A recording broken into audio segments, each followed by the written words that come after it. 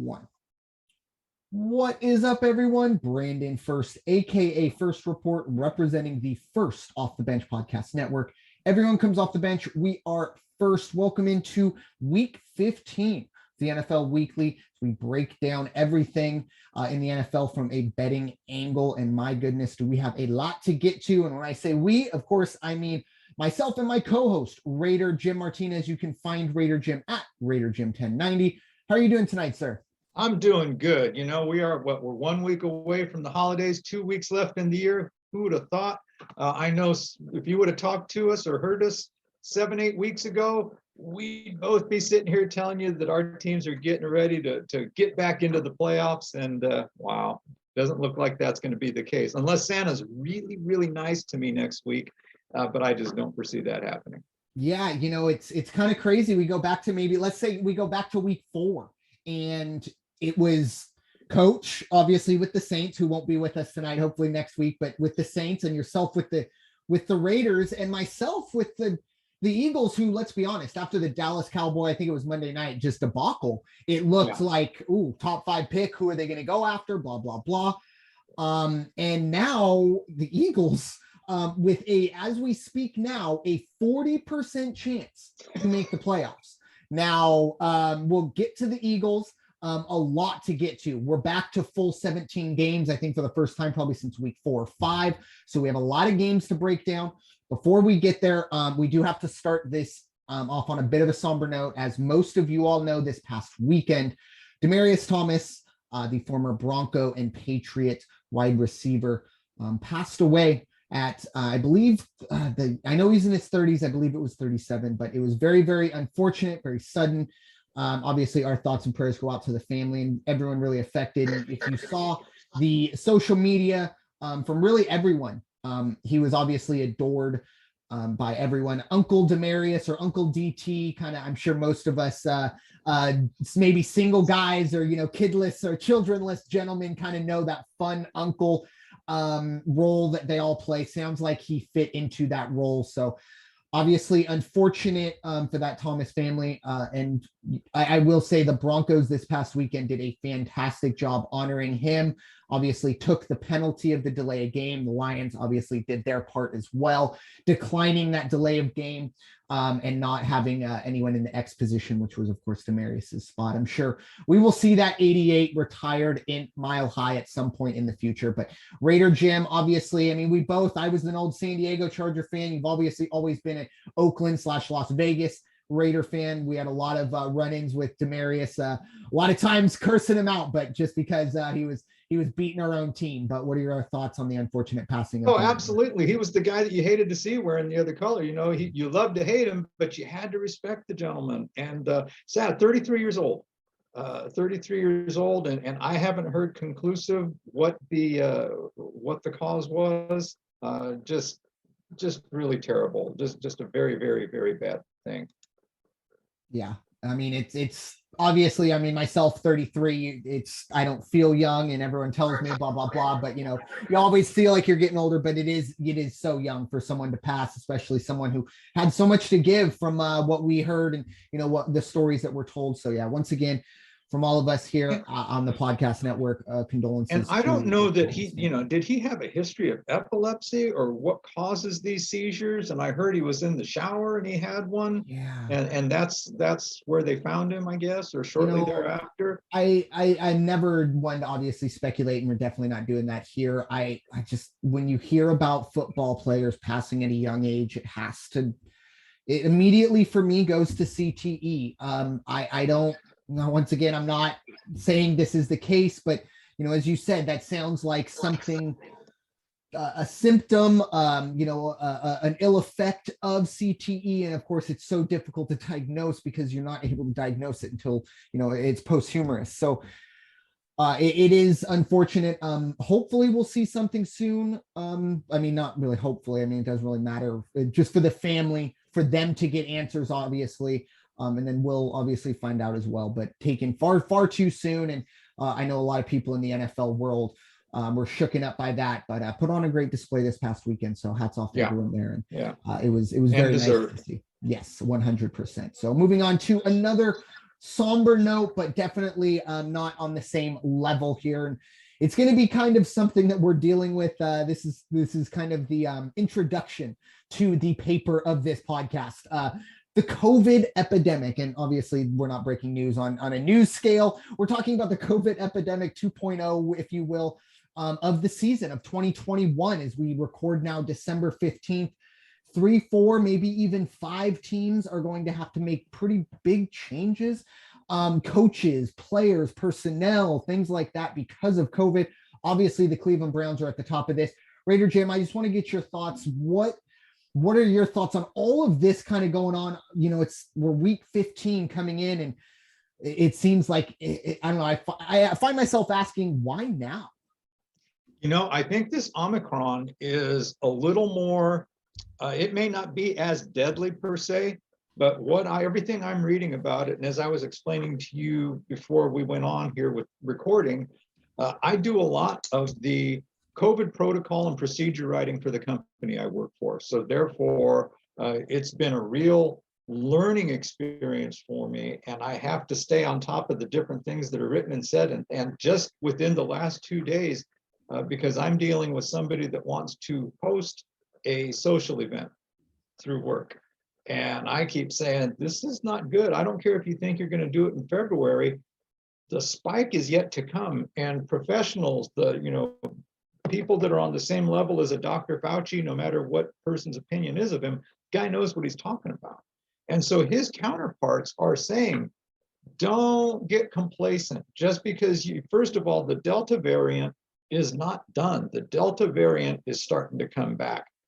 Omicron is going to hit just as hard or harder. And if you pay attention, you're going to start seeing cases double just like that. You might have 2 today, but you're going to have 4 before the end of the week. You're probably going to have 8 by this time next week. And I think that's what we're seeing in the NFL. Unfortunately, it's a video apparently, but it looks like just 5 minutes ago, USA Today has posted an opinion article, which is basically saying, with the way COVID is rising, is the NFL possibly going to have to revert back to the vigilance of 2020? Now, can you imagine getting this far?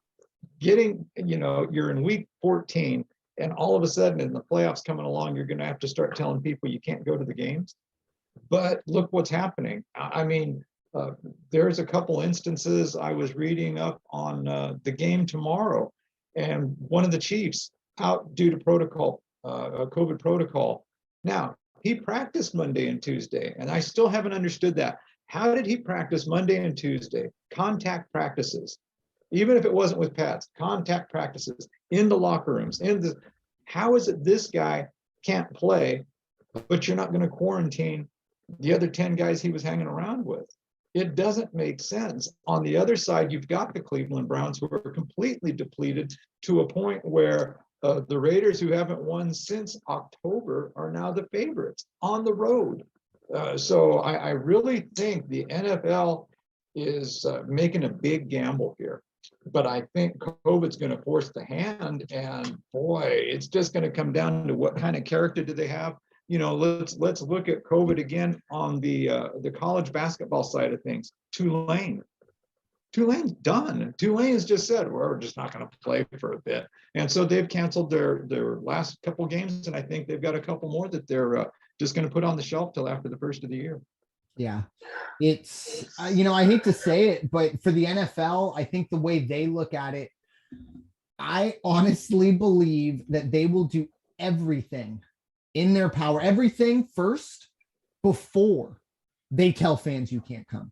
I honestly believe they're going to leave it up to the states. There is no way that Right. They're going to look at the money, and the owners too. I mean, whatever your thoughts are on it, the owners are looking at this going, you're not taking these final 2 games away from us. And I think that puts the NFL in a sticky situation.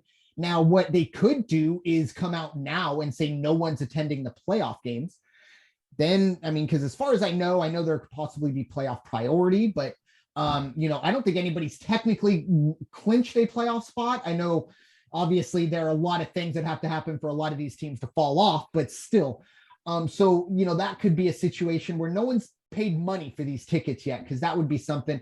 And obviously, let's be honest, a lot of people in the football community, their Christmas presents are football tickets. They go to one game a year. And it's the present or the ticket that they got for Christmas, whatever that is, blah, blah, blah. And especially next with this, this year, Christmas is on Saturday. Yeah, I mean, I know I've talked to people. I met somebody, I met winery owners up in Paso Robles, and they were talking about, what? The wife was saying, I'm trying to convince him we're slow after Christmas. Let's just go to Vegas and let's go to the Bronco Raider game. Why not? If I had dog sitters, I probably would talk about going myself, especially because the tickets are just going to plummet for that game probably. But yeah, I pulled up a list right now. This was done at 1:30 in the afternoon. The Cleveland Browns, the Chicago Bears, the Falcons, the Lions, the Rams, the Vikings, and the Washington football team are all in enhanced COVID protocol right now. As of today, Kansas City, Willie Gay's going to be out against the Chargers tomorrow. The Rams have 3 people that they've put on the list. Baker Mayfield, one of the coaches, and 6 other players go on the reserve list for the Browns. And this is not good. This can't be good because, again, you put them on the list today. Those other 40 guys, they may not exhibit symptoms until or display symptoms until Saturday, Sunday. And at that point, what these guys' mentality is. Their mentality is, it's nothing. It's nothing. Yeah, I can still play. And so let's go out and breathe on each other, sweat on each other, and it's going to be really interesting. Yeah, it's like I said, it's going to definitely be a backdrop that would seem to be 7 or 8 teams. And we're also only recording on Wednesday. So let me just point that out. I'll put that as a disclaimer. If the last 16 hours on these betting lines has proven anything, a lot could change by the time these games actually kick off. But let's dive right. Washington. Yeah. 18 players on the COVID reserve list. I read an article that said this game is going for the football team is going to resemble third preseason game more than week 15. You are going to have to find out who these players are. Google will be overloaded by trying to figure out who will be playing actually for Washington. But it is time to dive in, though. Thursday night, a huge matchup in the AFC West. I kind of think of it as a bit of an elimination game for the Chargers. If the Chargers do get the job done, then watch out. It'll be a crazy few weeks in the AFC West. But it is the Kansas City Chiefs coming in at 9-4 at the Los Angeles Chargers, who are 8-5. The Kansas City Chiefs are 3-point favorites, and the over-under is 52. This is, of course, Thursday Night Football. The over-under did start at 49.5, which was always kind of really low for these type 2 teams. But this is obviously your jurisdiction, Raider Jim. Why don't you get us started? Kansas City at LA. Yeah, I will tell you what, the more and more I've watched, you talk about a team that was in rough waters, if you will, at the start of the season and even going into the mid part of the season, and they have righted the ship. And they have done exactly what I say is the prescription. And it's nothing new. I'm not a genius because I say the prescription for the Raiders' success or any other team is take care of your own business. Learn how to work through the adversity. If something's not working, then there must be another way you can make it work. And if you don't have the right coaching, the right personnel. These guys are amazing. The Kansas City Chiefs are amazing. They're going to come into town tomorrow. Again, they've only got one player on, it's Willie Gay, key player, but that's not going to stop them at all because the Chargers have, I believe, 4 or 5 people on COVID protocol and just injury in general. I think Eckler's hurt again, or they're watching him. You've got to go 100% against these guys right now because they're not going to take their foot off the gas. So Patrick Mahomes and the gang is going to be out there tomorrow. Look for them to take care of business. They are 3-point favorites on the road. Do I think it's going to go over 52? Oh, yeah, it's going to be a fun game to watch. It could be one of the best Thursday night games in a while. But just Kansas City, they have got it.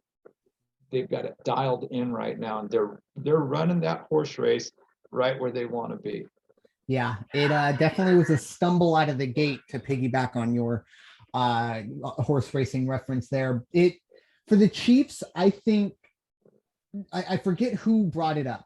Or who had this little sound bite, and they're plenty famous. They don't need me to source them, but they had said that this Chiefs defense kind of reminded him like the old, not old, but the past Patriot defenses.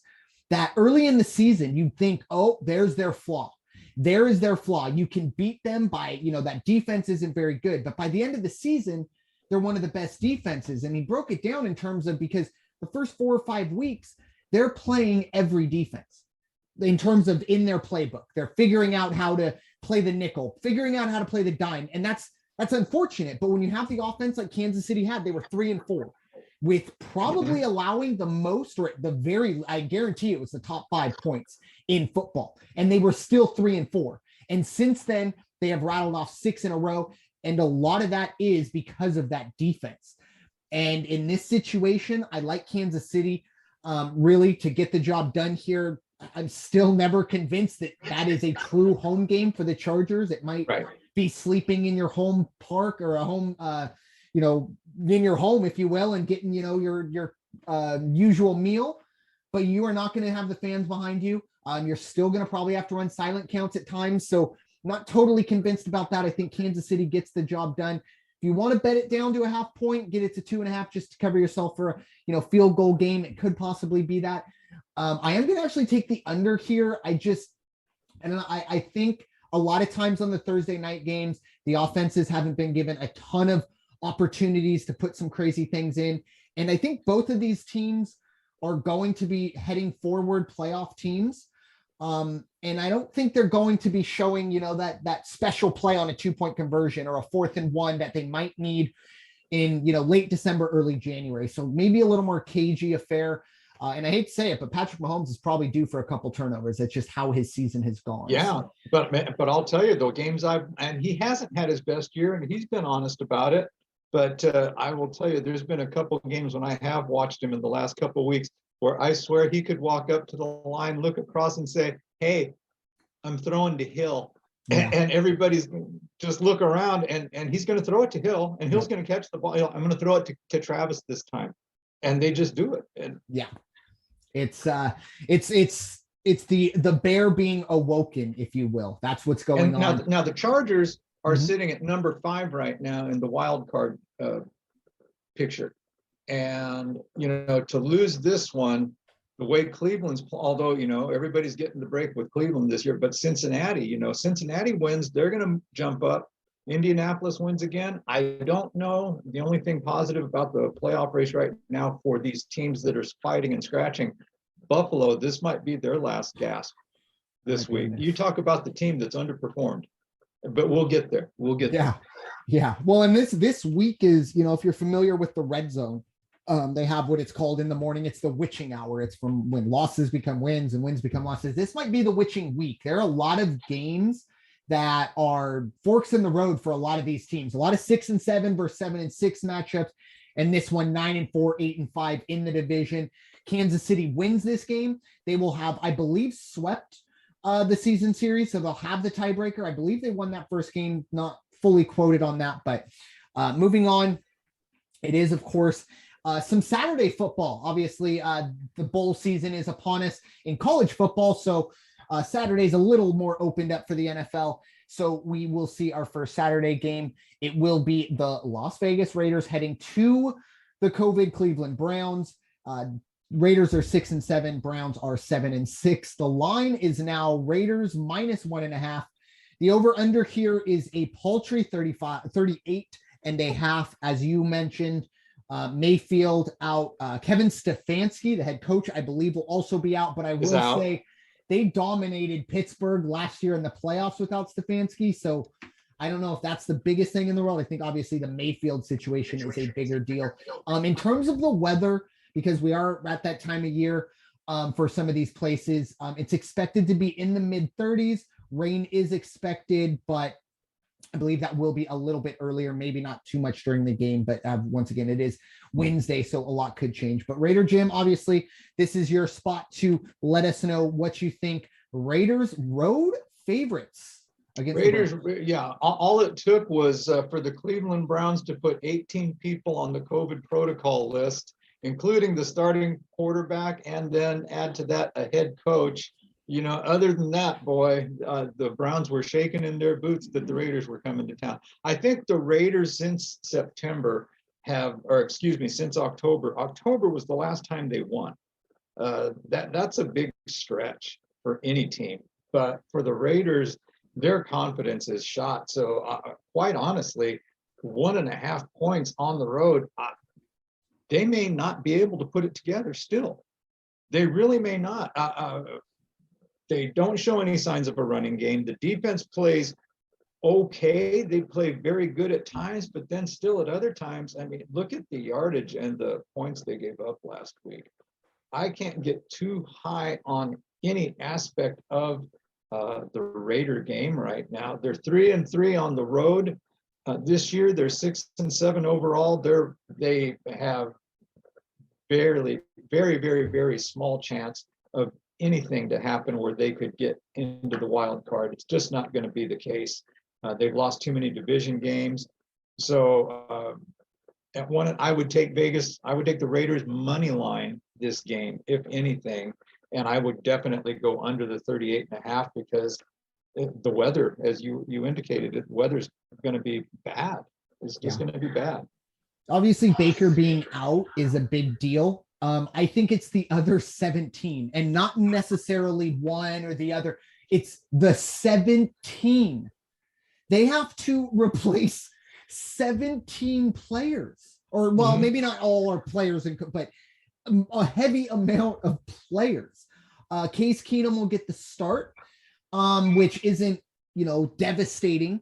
You're not, dealing with somebody who pulled out of finals like the Redskins did, I think, last year. But, Case Keenum, I think, gives them a puncher's chance. But once again, what type of game plan can you put in when we're talking Wednesday? You might not even know who's going to be on the field. What type of game plan are you able to administer?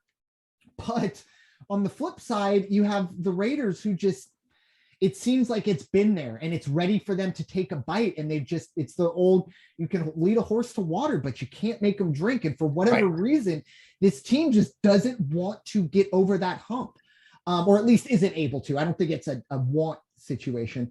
And I think the frustrations are getting there in Vegas. Myself, I'm not really touching this game just because there's so many variables here. But I do like the under.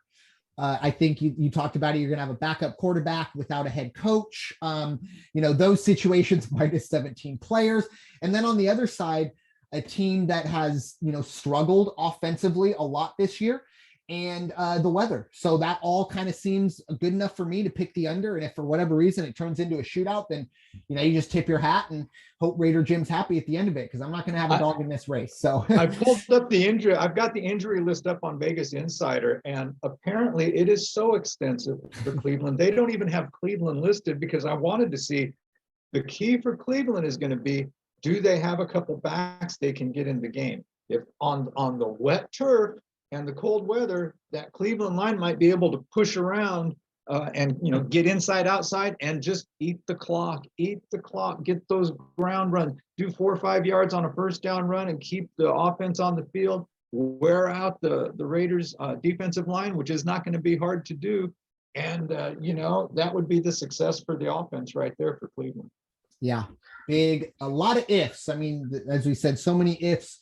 Vegas Insider is probably just waiting for another few hours to get everyone's name on a list before they have to update it every 5 minutes. So moving on to our other Saturday game, and this is going to be a really good one. Both of them are going to be good, but this is definitely kind of the main event, if you will. The New England Patriots head to Indianapolis. Patriots 9-4, Colts 7-6. The Colts are 2-point favorites here, despite the line starting as New England 2.5-point favorites. The over-under here is 45.5. This is going to be an interesting one. Raider Jim, what are your thoughts? Colts hosting the Patriots. Well, I knew they'd be better. I knew Belichick was not done winning. Did I think they'd be 9-4 and one of the top 3 teams in the AFC, when it came down to the playoffs? I don't know if I knew they'd be this good, but he's done it again. They are 6-0 on the road. I think that's going to continue this week in Indianapolis. I'm surprised that it's switched, it's gone 4.5 points on the spread, and now all of a sudden Indianapolis is -2 as the favorite. But I think New England. So with that said, I might take a whole point, take New England +3 on this one. The over-under at 45.5, maybe go to 46 on that, but I think New England's just going to come in and get the job done. Those top 3 teams, you got Baltimore, New England, Kansas City. They're not happy with just being 9-4 and sitting in those top 3 spots. They're out to make statements and and continue that momentum in the locker room and on the field. That look, let's show everybody how good we are. I agree. This is I said it, in the offseason or the season preview. The Tom Brady winning a Super Bowl has kind of Belichick went, okay, my turn, or at least game on. It's I know what the narrative is going to be now, and I'm going to do my damnedest to stop it. And we're seeing that. I remember, week 1 or preseason when they cut Cam Newton and everyone said, what is going on? This isn't right. And Mac Jones is turning in not only to the best rookie quarterback, but he's a top 15 quarterback. There are a lot of teams. I tell you what, I would love to have him over Jalen Hurts, with all due respect to Mr. Hurts. I'm sure Derek Carr, you could maybe not. He's actually had a pretty good year, but maybe at least in terms of protecting the football, I would say he's definitely superior. And Mac Jones obviously is in a great spot. Bill Belichick, knows who he might not be him putting Mac Jones in that spot, but he knows how to get people to put Mac Jones in that spot. And I just, anytime the Patriots are getting points, I'll be a fan of that. Maybe even a money line situation, depending, if you can get over +150 here. This is another game, if you're a teaser fan, I think if you find 2 or 3 other games and get +6 points, I think you will be just fine with New England at +8. You won't have to worry about that part of your teaser. So something to think about there. In terms of the over under, this is a tough one. 45.5 is that's right in the middle. And you have 2 defenses that have been good and have been not so good. 2 offenses that can definitely put it together, can definitely struggle. So I'm going to stick to the money line Patriot side of things. Over under here, it's, like I said, 45.5. You got to feel really heavily one way or another with that number. That's just kind of sitting there at 24-21 or 27-21, something like that. You got to feel one way or other. So moving on to an NFC East, actually one of 2 NFC East matchups. It is the Washington football team at my Philadelphia Eagles. At the moment, the line might have even moved since I've recorded, but the Philadelphia Eagles are 7-point favorites. 44.5 is the over under. Obviously, the football team have their COVID situation, but in terms of for the Eagles, it's kind of all eyes on Jalen Hurts at the moment. Obviously, 2 weeks ago, we saw the resurgence of Minshew mania, and I'll tell you what, folks, that was a lot of fun. But Jalen Hurts expects to play, but both quarterbacks are splitting the reps, so he will still be a game time decision. But the Eagles being 7-point favorites here, a lot of this is because obviously the COVID situation for Washington. I kind of gave you that little sound clip, or not clip, but that piece of an article that said it's going to look more like a third preseason game than anything else. So that's unfortunate for Washington, but for the Eagles and myself and the selfish side of things, you would hope that the Eagles take care of business. Now, 7 points, I think you'll feel okay with that. I definitely feel a lot more confident about the over under. I like the under 44.5. I don't think either of these teams, even on their best days, are going to be able to turn this into a shootout, even if, it's Jalen Hurts or Gardner Minshew, something like that. So I really do like the under. But Raider Jim, what are your thoughts? Philadelphia hosting the football team as 7-point favorites. Yeah, I wish we would have gone online and looked about 3 days ago, because the line opened at -2.5. Yeah. But so it's actually moved, 4.5 points. The only thing that would be a consideration if it wasn't for COVID is Philadelphia is only 1-4 at home this season. And that's a little unnerving, would have been a little unnerving, but right now I think they're sitting good. 7, I might play it down to 6 just because But I think Philadelphia wins this one. I'm with you. I think it's going to be an under because Washington's not going to be able to put anything together. And I think Philadelphia is probably just going to do the control game. That's all they really need to do. They're not going to go out there and try to shoot holes in anybody. They just, control the ball, take care of the ball, don't give it up, keep the defense off the field, let the defense get out there, do a few 3-and-outs in the first half, second half. It's going to look good for Philadelphia, and they should get the second home win of the season. Yeah. And I mean, the Eagles have, I believe, the third easiest schedule throughout. They have 2 with the football team, and I believe they have 1 with the Giants, and then finishing up with the Cowboys. And I think if things go their way, they win those 3 games, Washington, New York, and then Washington. The Dallas game may not matter. Now, once again, it would be other things, but that game might not be a situation where the Eagles have to win.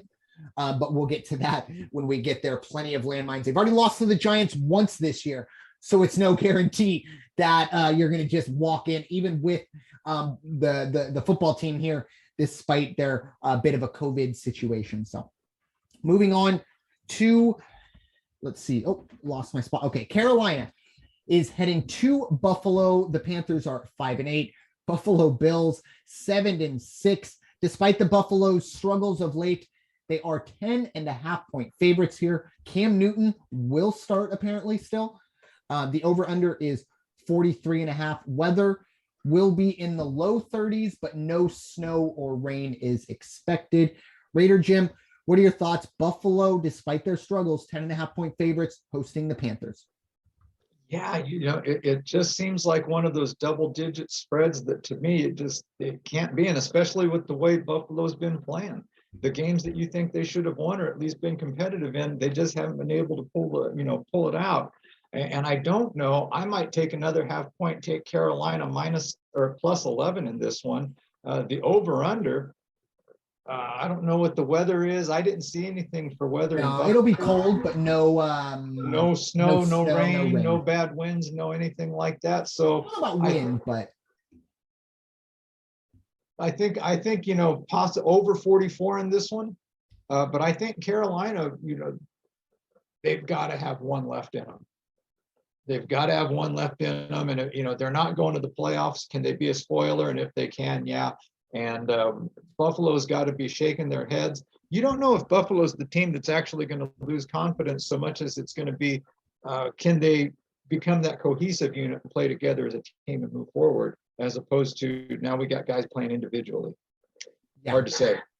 I agree. And, for me, with Cam Newton and Carolina, I think they really, really want that to work again, or at least get one more win. I just don't know if it's going to happen.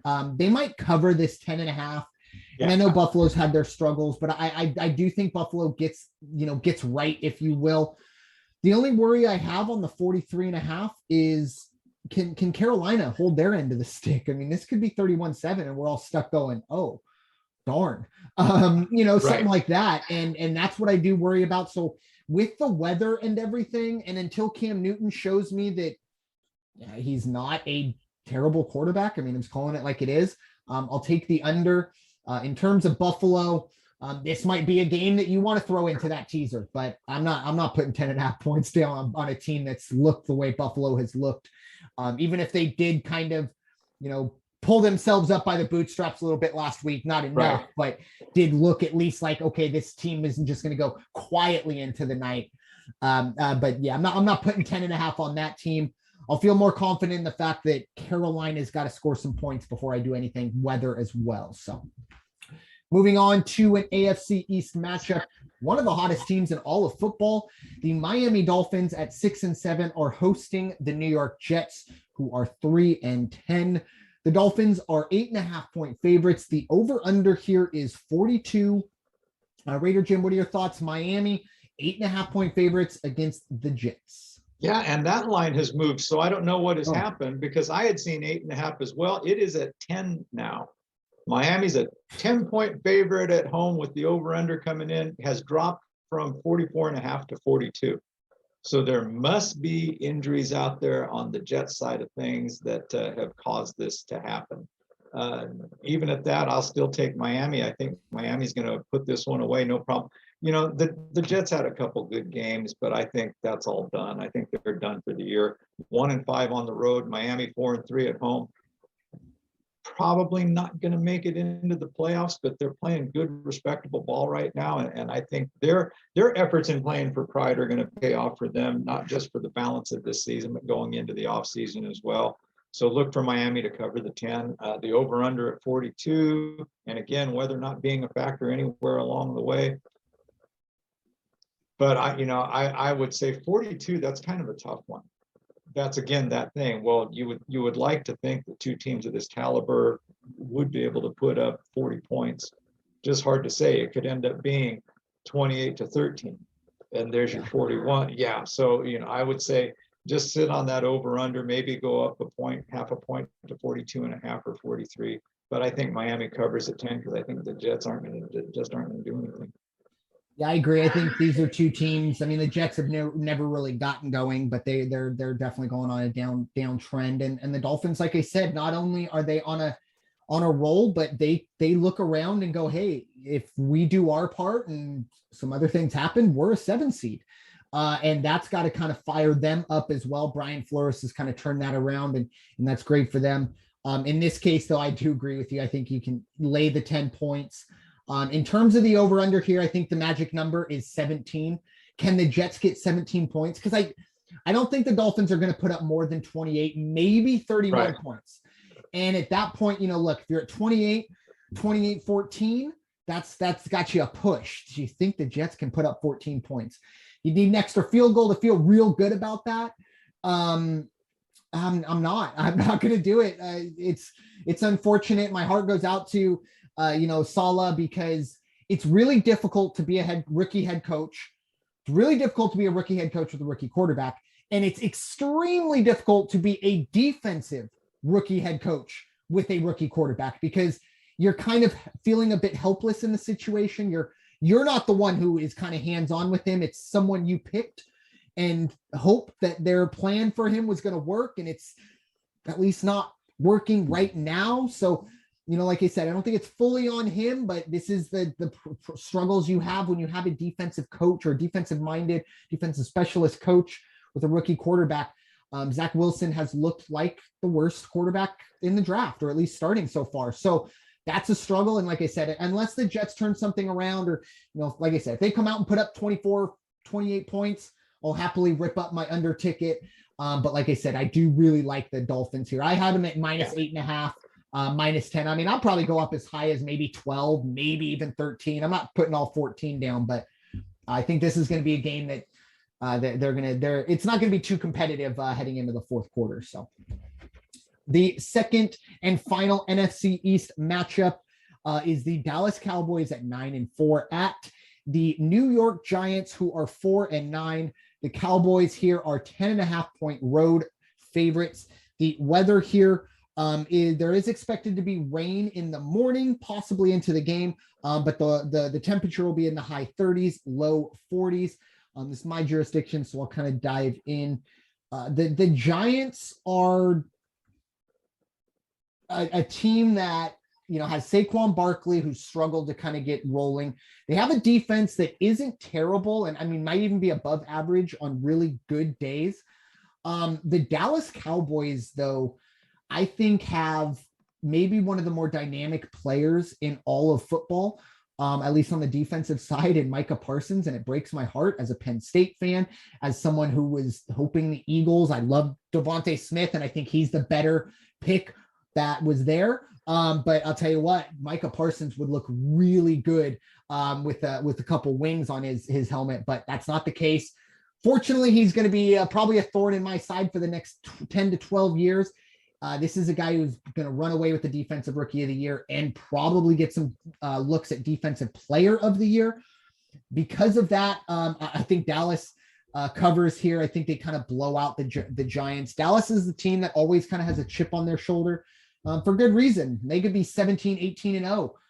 And you're always going to kind of expect them to choke in the playoffs. So until they kind of do something about that, that's going to be the narrative. They are looking like a very good team. 10.5, I think they'll get the job done. The under 44.5, I like, because of what I said. Micah Parsons, that really good defense going up against a guy like Daniel Jones, who, he turns the ball over. He is a charity case. God bless him. I'm sure he puts a lot of food on families' plates around the holidays, but he also puts a lot of footballs in defenders' bread baskets. So we'll see how that goes. But I do like the under, and I also like Dallas. I'm putting a lot of double-digit spreads hoping for here, but there's just a lot of discrepancy in a lot of these games, especially with not a whole lot to play for. So, Raider Jim, what are your thoughts? Dallas heavy favorites at the Giants. Yeah, Jerry's boys are just playing the way they want to play right now, and they're pretty much performing at will, executing at will, and like you say, they got a defense that's just playing lights out right now. So the Giants aren't going to score. The Giants aren't going to be able to score like they think they might, or like they think they would have to. I think I like the opening 10 as opposed to 10.5, just because. So I like Dallas -10, but I think the under on this one all day long, because I think they're just going to. Dallas will go out, they'll run out, maybe they'll get like 28-7, something like that, and just kind of let everybody, nobody's going to go too crazy, I don't think, unless they have to. It's getting too close to the playoffs for these guys that are, the top seeds. Agreed. Yeah, I don't think the Cowboys are showing us any new plays or anything to be used in film later. The only thing I do worry about, I hope I'm not speaking, 45-0, just whitewashing where you lose that under 44.5, because the Cowboys they're at 38-0 at half because they caught 2 or 3 interceptions, put them in the red zone, and what are you going to do? And Mahomes and the boys, I don't think they went out and sat in the locker room at the beginning of the game and said, let's put up 48 today. They didn't do that, but the Raiders handed them points. So again, what are these guys supposed to do? It's that old thing. It's like the old scenario, why did the old Sooners of the 80s and the 70s, why did they run up the score? Why did Nebraska, Florida, why did they run? They didn't run up the score, but when you take your starters out and you got the hungry kids that haven't had a chance to play, you can't tell them go in and play, don't score. So, it's that kind of a mentality. And football is also a game that you don't really necessarily want to play half-ass. You will get hurt very, very easily. As a baseball fan, that's kind of a game you can play half-ass as long as you're not a pitcher. But anyways, it's going to be difficult. But it pains me to say it, but Dallas looks like a real good team. The one little, I guess, kind of caveat here is, as good as their season is, 9-4, great record. That's the 4 seed. That's only one home playoff game. Because of the records and looking in a situation where you might have to go to Lambeau straight out of the gate after that wild card weekend. So they're going to want to get as many wins as possible to get out of that 4 spot, because like I said, that's kind of a tough spot, having to go more than likely to 2 very tough places on the road. And 3 seeds kind of the same way, but the 4, you got that 1 straight out of the gate. But anyways, moving on to a real good matchup, cross-conference matchup. The Green Bay Packers at 10-3 at the Baltimore Ravens, who are 8-5. Packers are 5.5-point favorites. The over-under here is 43.5. Lamar Jackson is questionable. However, it is Wednesday. He did not practice. Most people kind of think that won't happen, and the line is starting to move. It was 4.5 yesterday. 5.5 as we speak now. But the over-under 43.5. But Raider Jim, what are your thoughts? Green Bay heading to Baltimore. Yeah, they're still, one of the top teams. Baltimore is still one of the top teams, but I think Green Bay is a better top team. And that line started at 2. It's moved, as you said, from 4.5. Now it's 5.5. 43.5 is the spread, or is the over-under. Now, I like the over in this game because I think Green Bay is just going to go out and have a good time.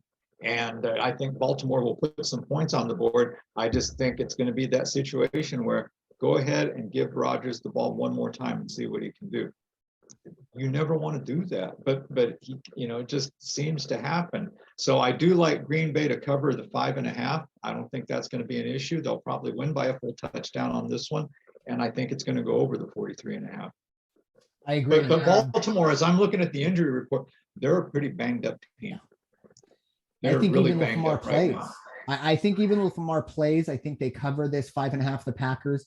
I'm not a big believer in spirit animals, but I really think the Packers spirit animal, and hang with me on this one, please don't turn me off, Their spirit animal is the great white shark. And let me explain to you why. Because the great white shark is my favorite animal of all time, first and foremost. So if I say anything and you think I'm being disparaging, I'm not. I love sharks. I want to dive in a cage with great white sharks off the coast of Australia at one point, but that's another story.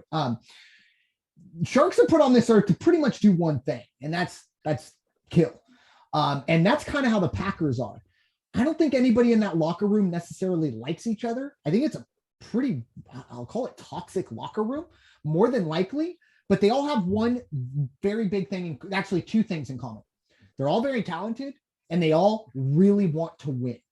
Now with Sharks, they're at the top of the food chain. However, they are vulnerable to Dolphins and, whales that not only are bigger, but especially with Dolphins, that teamwork, that can come in.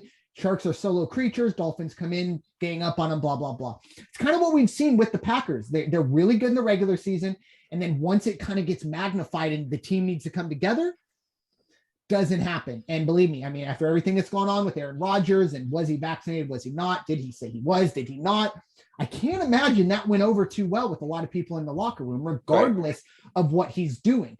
With all that being said, the Baltimore Ravens are not that team to exploit that right now, but it is something to keep an eye on later on because, like I said, we're not doing any 30 for 30s on how this team was singing Kumbaya in the preseason or even midseason, and they all came together for each other. That is not the Green Bay Packers. Everyone is out there to win and then leave 30 minutes after the game.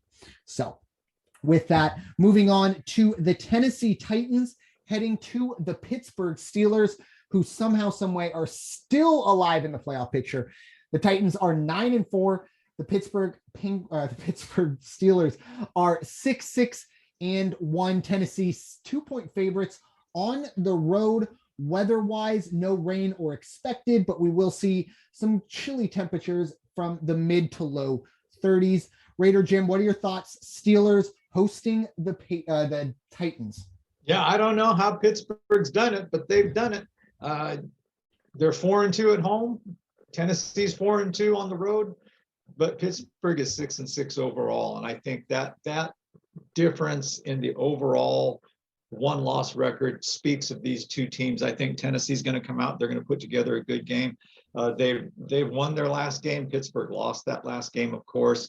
And at 1.5, I'll take Tennessee on the money line on this one. And under 42, I don't think it's going to be a high-scoring game by any stretch, but it's going to be one of those blue-collar, hard-hitting games. That's going to be fun to watch. December in Pittsburgh. That's all you need to say a lot of the times. And unfortunately, I mean, it would have been even better if we had Derrick Henry in this one. Still out. A lot of whispers that he could possibly come back before the end of the season. But I think, look, if the Titans look around and, they want to win their division, no doubt about it.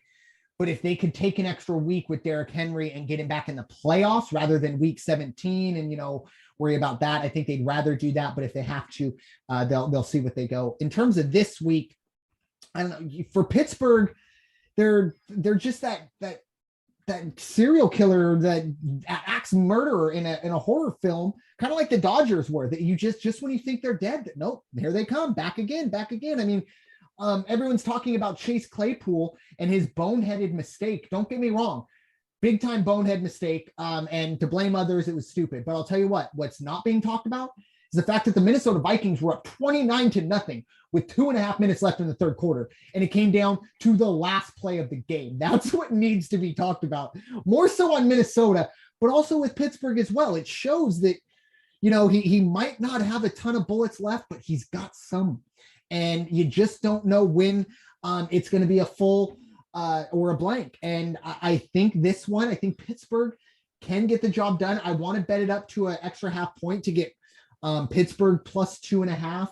I agree with you. I think this has 17-14 written all over it. One of those last second field goals. It's a 30-yard field goal, but because of the weather, everything's kind of up in the air. I think it's a game like that. So give me the under. And like I said, I just think Pittsburgh, I hate to say it, but they're going to be probably a team that sneaks in as a 7 seed and loses 41-14 in the playoffs and ruins our Saturday night on that, just like they did last year against the Browns. They got absolutely blown out in primetime. But Moving on to possibly the game of the year, possibly the game of the decade in the AFC South. Of course, I am joking, folks. It is the Houston Texans heading to the Jacksonville Jaguars. Both of these teams sporting a nice 2-11 record. Another bit, we can't go, I believe, 48 hours without getting another Urban Meyer story. The new one today, apparently Josh Lambo was kicked during warmups by Urban Meyer. My context. I need some context, please. Haven't gotten the context. I just got it like 5-10 minutes before we went on. Anyways, the Jaguars somehow, some way are 3.5-point favorites. The over-under here is 39.5. I will point out the over-under did start at 43, so I think Vegas figured out what they wanted, or that they were a little off, brought that down a little bit.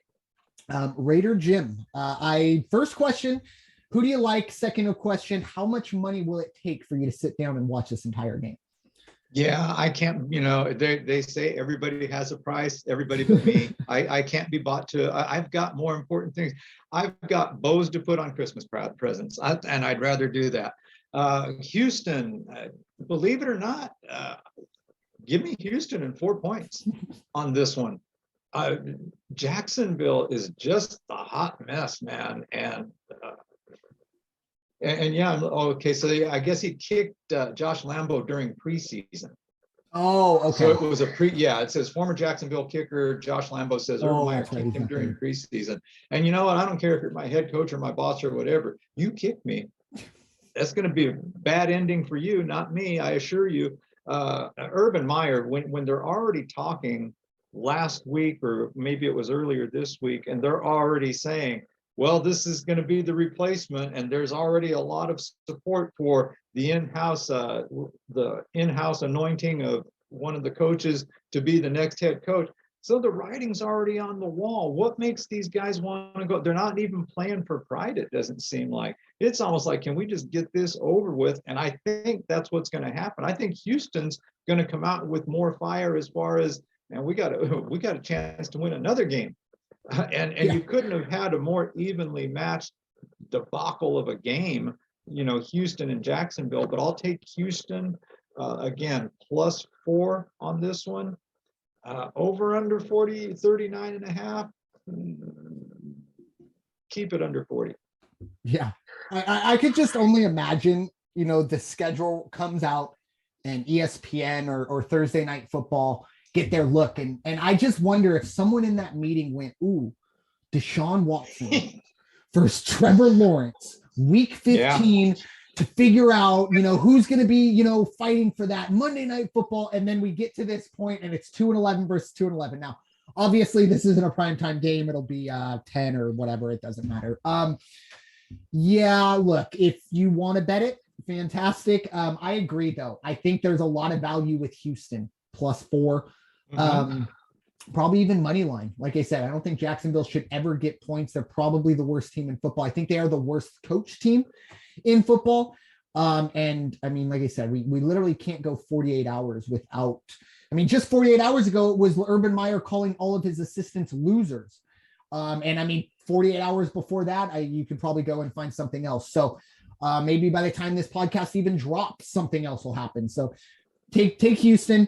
And then the over-under, 39.5. I could see it going both ways. I'll probably take the over just because I will say sometimes when we have games like this, the toilet bowls, if you will, sometimes we just see some crazy stuff. I remember a couple years back, it was 4 or 5, 6, 7 years ago, Cleveland and Buffalo, I think, played against each other, two bad teams, and it was like 52 to 49. A lot of fun.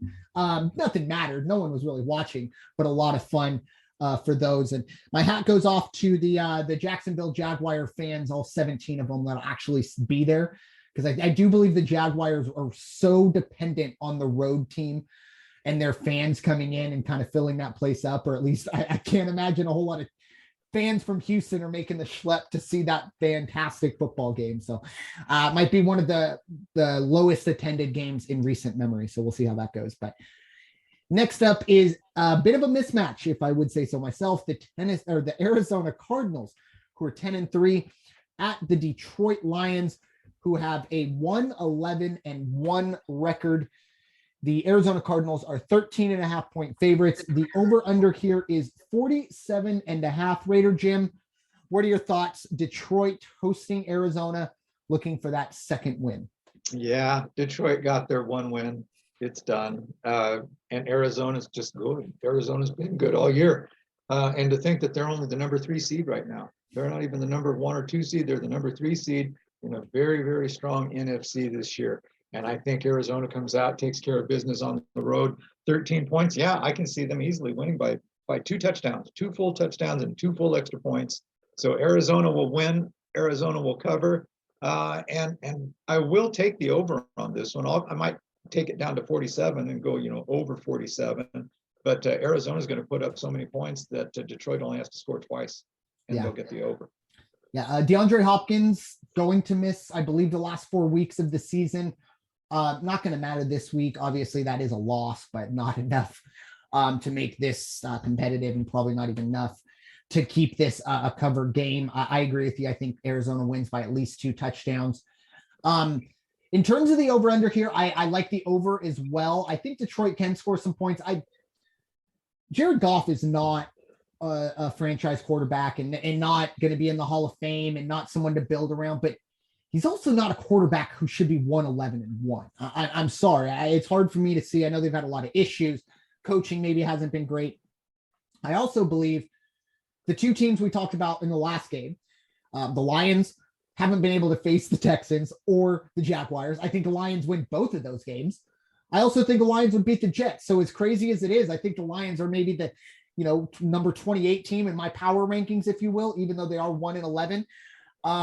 With that being said, I do like the over. Like I said, it's too much for Detroit to overcome. If this team was still winless, maybe not this week, but there might be some times down the road that we go, hey, this might be their Super Bowl, but they're done. They're not going to be a team that goes down in history as a winless team. So I don't want to say they've given up, but I don't think they're playing nearly as hard as they were when they were winless. Let's just be honest. They got that win. They're not going to have to answer those questions over and over. So moving on to another huge NFC matchup with a ton of playoff implications. The Atlanta Falcons at 6-7 at the San Francisco 49ers, who are 7-6. The Niners at home are 9-point favorites. The over-under here is 46. Raider Jim, what are your thoughts? San Francisco hosting the Falcons. Yeah, I don't know the weather forecast for San Francisco. I know we're supposed to possibly get rain around here again tomorrow, but I don't know in the Bay Area if they've got anything coming on this weekend. If they don't, then I think San Francisco will cover the 9. They're playing some good ball right now. Haven't been that strong at home, only 2-4 at home. Atlanta plays pretty good on the road this year. They're 5-2 on the road. But again, this is where it's all starting to matter for so many of these teams now. Right now, the 49ers are sitting in the 6th spot in the NFC. And so every victory is going to be important for them. The Falcons are simply playing as a spoiler. But at the same time, they are number 10. Worse, funnier things could happen. If Philadelphia were to drop a couple, if Washington were to drop one, if Minnesota were to drop one, all of a sudden Atlanta's up there because 7, 8, 9, and 10 spots and the 11th spot are all 6 and 7 in the NFC. So it's really that's kind of an interesting thing to watch. It'll be, somebody's going to end up going to the surface, and we'll see which one of those teams it is. But I think this week it's going to be San Francisco. I do like the under on this one as well. I think under 46. I just don't see it being a big offensive game. It has the potential to be. I just don't think it will be.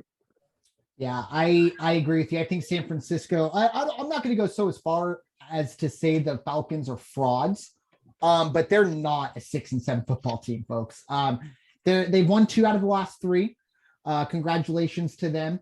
But 2 of those, it was at Carolina and at Jacksonville by a combined 15 points, mind you. Right. And then prior to that, the 2 games before that, they lost by a combined 68-3 to Dallas and the Patriots. The Patriots were at home. Now going across country, facing a team that has been playing very well. Kyle Shanahan, look, I respect the heck out of that guy. He does not deviate from his plan. It might not work sometimes, but he doesn't care. He's going to do what he is going to do. And at the end of it, he'll probably find out that, you know what, that was the right thing to do after all. So good on him. I think they do cover it here. I do like the over here. In terms of the weather, I checked. Weather will not be an issue. It should be, let's see, about in the 50s. Even the wind might get up to 10 miles an hour, which, could affect things. But for San Francisco, that is very mild, or Santa Clara, very mild. So give me the over. I think Matt Ryan still, like I said, got a couple slings left, but it's going to be interesting. But I really do like San Francisco to win by double digits here. A lot to play for the Niners. And like I said, for the Falcons, they're just not that good. And they're not getting those weak teams like they have the last 3 weeks. So moving on to, or 2 weeks, they did face Tampa in the middle of those 2 wins. So moving on to Cincinnati at Denver. Both teams are 7-6. Denver here is a 1.5 favorite. The over-under here is 44. The weather report for Denver actually looks like a pretty darn balmy December day. It'll be in the high 40s, low 50s, no rain or snow expected in the forecast. This is, of course, the AFC West. Raider Jim, what do you got? Denver hosting Cincinnati. Very interesting game, and I can't get all the facts down right now. I was trying to see if I could find something online. The line is actually now 2.5 for Denver. Wow. They are a 2.5 favorite, but it opened at 3. It opened at Cincinnati -3 on the road. So when I go on to find out why, that usually tells you there's an injury of some sort. Now I pull up, sometimes the hometown papers are a bit biased and they don't want to disclose. But reading between the lines, Cincinnati might be looking at a couple of COVID situations. And if that is the case, they didn't have Mixon last week. Because even though he had tested negative on Wednesday, I think it was, they didn't want to risk it. So they didn't put him out there on Sunday. And now they have had a couple other players that are not practicing because all I said, well, it just says they're feeling ill. So they're not letting them practice. Well, that would lead me to believe there could be more people and on the inner circle, the sports writers aren't going to go out and throw them under the bus, especially the hometown guys.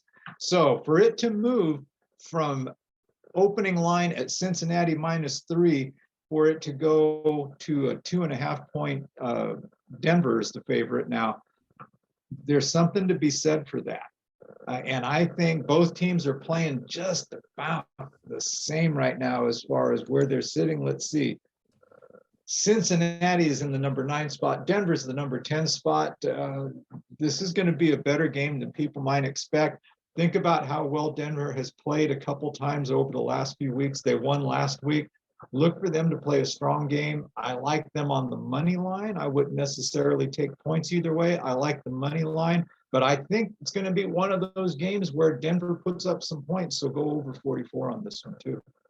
Yeah, this is interesting to me because if you listen to our horse racing podcast, myself and Raider Jim do Call to Post. There's a horse this year that for whatever reason, I just refuse to not bet this horse, and it's finished second or third pretty much every single race. And it's almost a running joke, and it's Midnight Bourbon. And I feel like the Bengals have become that for me in football. I lose on them. I lose on them. And every week I'm just Oliver Twist. Thank you, sir. May I have another? And I really wanted this week to be the week that I got away from it, but I don't know. I just feel like the Cincinnati team, Jamar Chase, Joe Burrow, Zach Taylor, there's something going on there. Now, obviously the COVID situation, that I guess kind of trumps all, right? It's all fun and games until your players can't play. So that's going to definitely be something to keep an eye on. But look, if you are very confident in Cincinnati, now's the time, because I think as we get deeper into the week and we don't hear any more rumblings, I think the line's going to stop or at least come back closer to 1.5, because I think 1.5 or at least a pick them. I think that's more fair. I know Denver, that's a good home field. But Denver is not a team that strikes me as somebody that if that turns into a shootout, Cincy 11 times out of 10, because Denver is not built to turn that into a shootout. And you remember, I don't know if it was last week or a couple weeks ago, Cincinnati was down 24-0 to the Chargers in a blink of an eye. They were, I think, within a 2-point conversion of tying that game. Ended up, getting out of control and I think losing by 19 by the end of it. But still, it happened very quickly. And that's what Cincinnati can do. Denver might not be able to react to something like that. So I do like that. In terms of the over-under, I do think we will see some points being scored, especially considering I don't think we're going to see weather being a factor here. 50 degrees in December in Denver. I think there are plenty of people who live in Denver that will be excited to hear that. So moving on to a big AFC or NFC West matchup. Seattle Seahawks at 5-8 at the Los Angeles Rams at 9-4. The Rams are 6-point favorites here. The over-under is 47. Raider Jim, Rams favored against the Seahawks. What are your thoughts? Yeah, I'm going to look something up real quick right now. I'm kind of surprised because I also thought I saw something indicating this is 5 hours ago. LA Rams add 3 players to the COVID reserve list, now 16 total. So we can't even keep up. 11 in 5 hours. So that being said, I think Seattle +5 because they are not, they're not going to make the playoffs. They're playing for respect and to ruin somebody's day. The Rams, wow, that's a lot of people. Vegas Insider has the line at -4.5 now. I just checked. Yes, and that's the line I'm also looking at with the over-under at 45.5. Yeah. So I think some points will get on the board. I like over 45 in this one, but I'll take Seattle in an upset at +5. You got it with this COVID thing. I agree. And do it now. Stop the pause the podcast, put it in, come back. We'll get to the next game. But this is one that I think even I'm tempted to pause this podcast and put my own in right now. And then another thing with Seattle is they might not be a great football team, but my goodness, they play everyone in that division really tough. And if you get into kind of that fist fight with, backups, like you said, give me Russ in the points. We'll see how that goes, but definitely a lot to keep an eye on there as we are still 3 or 4 days away from that game kicking off. So beat the 49ers a couple of weeks ago. Yeah, exactly. And I think they're 2-0 against the 49ers as well. And they put up 30 in that game. Yeah. And they're good. They're not consistently good, but they, like I said, they're kind of like the Steelers. They have some bullets in there if the gun is willing to fire. So the New Orleans Saints are heading to Tampa. The Saints 6-7. The Buccaneers are 10-3. The Buccaneers are also 11.5-point favorites. 46.5 is the over/under. This is going to let Coach take this one. Yeah. Oh, wait. Yeah, not this week. But yeah, it's going to be tough for the Saints. It's been a tough year, even with Taysom Hill, without Taysom Hill. Jameis is obviously out. Trevor Siemian, Sean Payton, he's going to want to turn the page on this season. Now, the crazy thing is they're not by any stretch out of it. This isn't even a death sentence if they lose because of the way the NFC is.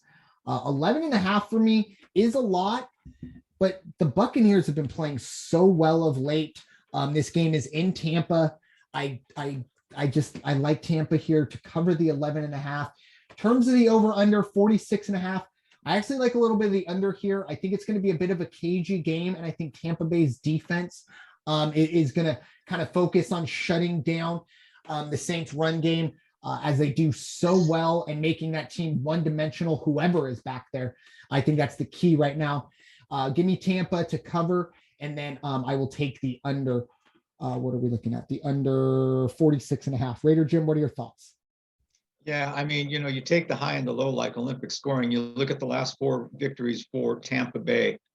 They've rolled 30 points, 38 points, 30 points, 33. Okay, they scored 30 against the Giants. They scored 30 against the Falcons. However, they put up 33 against the Bills, and they put up 38 against the Colts. And the Colts is not a weak team. That's a stout team. So, and because they're on this plane right now where they are doing the 30, 33, 38, and I think that's the kind of number you're going to see here. I'll take the over 46 in this one. And unfortunately, I do, because I like the Saints football team, but I think Tampa Bay's just on that. They're in that zone right now. So I do think that they will, they haven't lost at home either. That's also something to keep in mind. And I think everyone in the NFC, especially at the top of that mountain, has one goal: finish higher than the Packers. Nobody wants to go to Lambeau in January, especially the Buccaneers. Now, don't get me wrong, Tom Brady, he's a cold weather guy, understand that, but it's different when you're going there and not living in it. You can kind of revert back to how it was, or, that blah, blah, blah. But, it's not like he's living in New England like he was and dealing with those frigid winters, staying in Tampa. So that's definitely something to keep an eye on. I think Tampa knows they pretty much have to go, where would it be, 14-3 to get that, or at least higher than the Packers. They're very motivated to do that. It's going to be very interesting. Very interesting. It's hopefully a good game. I really hope, Sunday Night Football, some of these games, haven't maybe been amazing. I don't know if this one will be, but holding out hope. Hopefully Coach will have something positive to talk about next week when he comes back. Right. So, final game to talk about. It is in the NFC North. It is Monday Night Football. The 6-7 Minnesota Vikings heading to the Chicago Bears, who are 4-9. Vikings are 3.5-point favorites. The over-under here is 44. In terms of the weather, no snow or rain is expected. It will be in the low 30s, so will be a little chilly. But once again, for Minnesota players and players living in that area, it's not anything crazy. Raider Jim, what are your thoughts? Chicago and Minnesota. Yeah, Chicago has, I don't know if you can truly say they've underperformed. I know a lot of people felt that they were going to be better than 4-9 at this stage of the game. 2-4 at home. The Minnesota Vikings, though, they're only 2-5 on the road.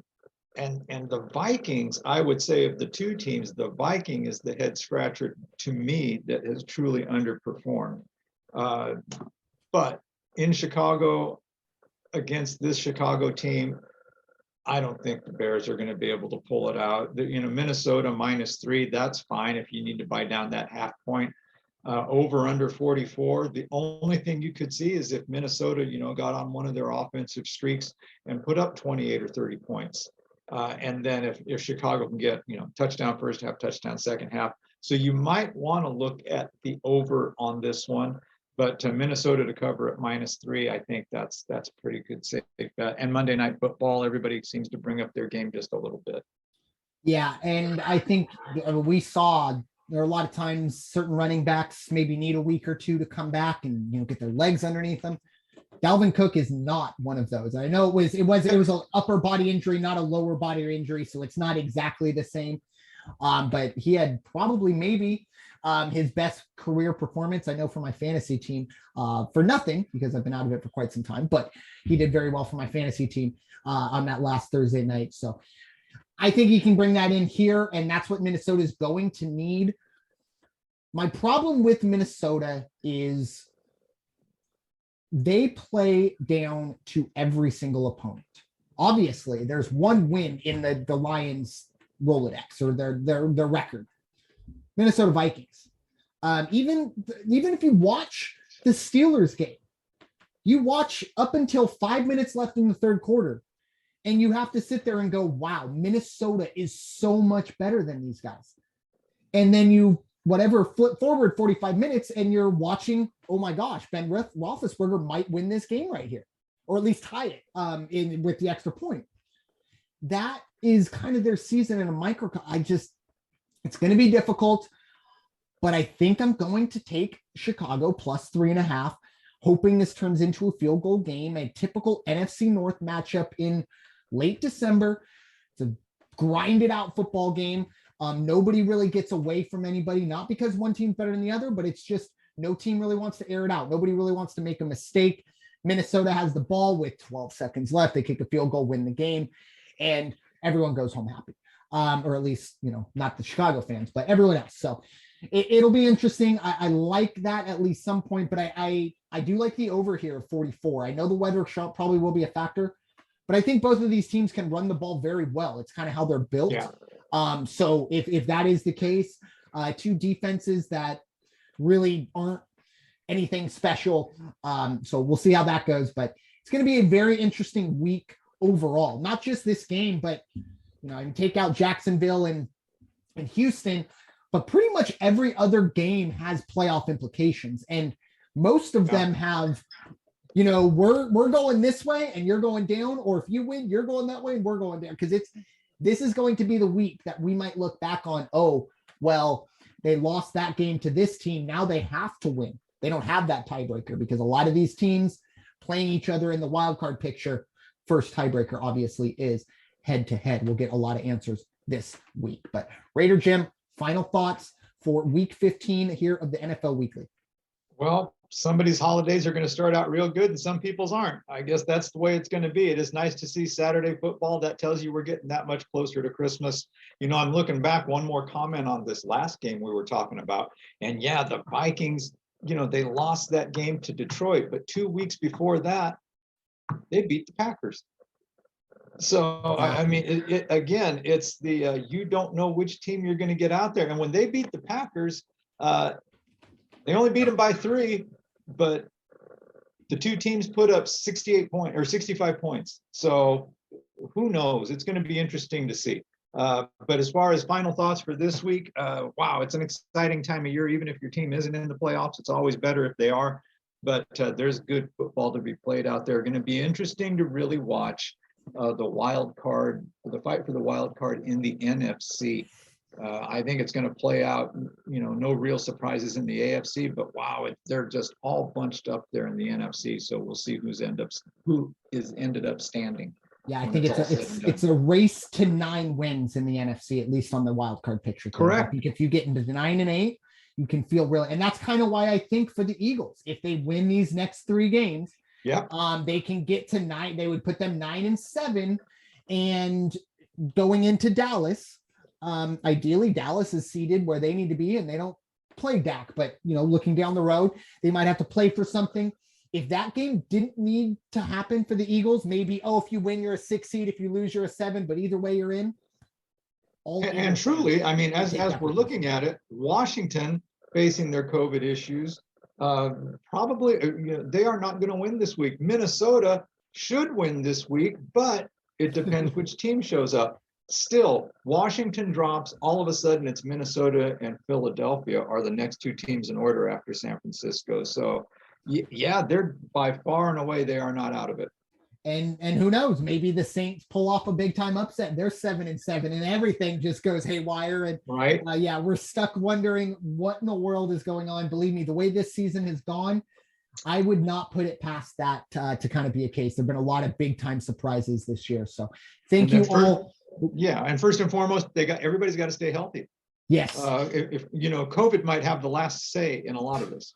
I think it's got a lot of say, and I think it will always have the last say.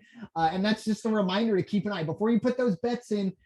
Just Google the team, the team plus COVID, see what comes up. If something's come up in the last 20 minutes, 30 minutes, give it a little look over. But with that, thank you all so much for listening to this edition of the NFL Weekly presented by the First Off the Bench Podcast Network. Everyone comes off the bench, but we are first. Thanks again. Take care. We'll see you next time. Peace out.